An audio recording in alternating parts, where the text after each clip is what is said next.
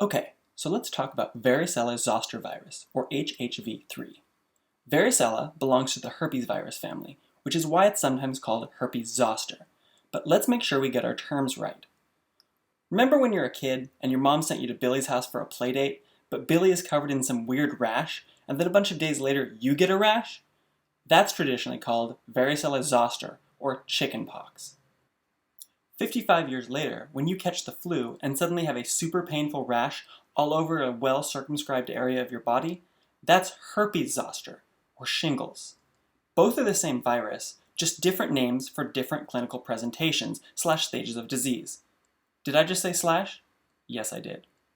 So, the varicella virus is part of the herpes virus family.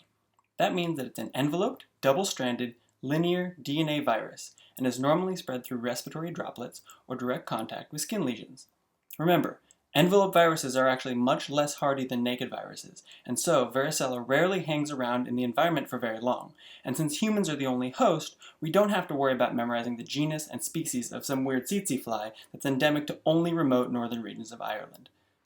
What we do have to worry about, as people who might possibly spend some time around hospitals, is how likely infections are to be transmitted. As we all know, the 27th moment of hand hygiene is prior to making a video drawn in Sharpie. The 28th moment is after you think about any contagious disease. So let's all take a moment and wash our hands. It's okay. I'll wait.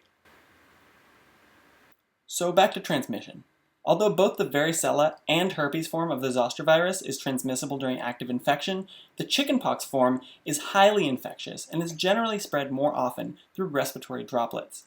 When reactivated, the shingles form of varicella is more often spread through direct contact with skin lesions, and recent studies have shown that it's only about 1/3 as infectious. One thing we probably want to mention for all the females in the audience is that if you're pregnant, you probably don't want to get too close to either presentation of the disease.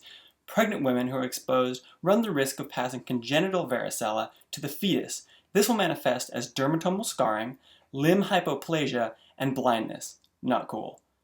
So, how do these patients present? Well, most commonly you have young children under the age of 12 with fever, pain, and a characteristic macular papular rash that eventually forms into vesicles. We all know what those words are, right? Because derm and yeah. We all know that chickenpox is usually self-limiting, but keep in mind that all immunocompromised patients run the risk of superinfection, which is really bad.